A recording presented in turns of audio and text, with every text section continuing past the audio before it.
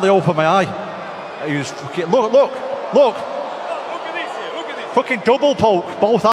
I wanted to get the eye poke out of the way because obviously that's mainly what this video was talking about.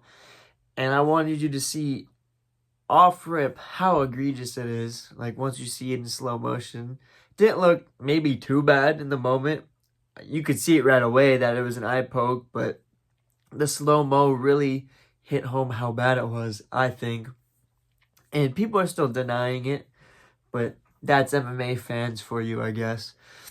And Ciryl Gane throughout the fight, that's not even the first eye poke he went for. Tom Aspinall shot on a takedown, and Ciryl Gane defended it by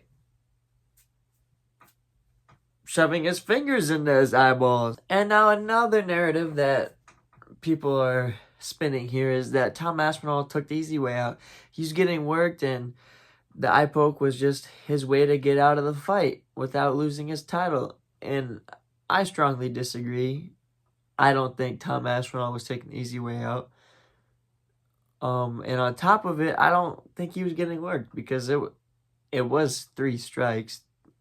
Significant strikes. Ciryl Gane had 30. Tom Aspinall had 27.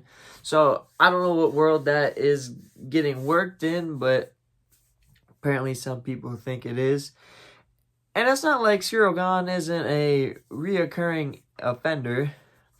Groin shots in other fights. Eye pokes a lot in other fights.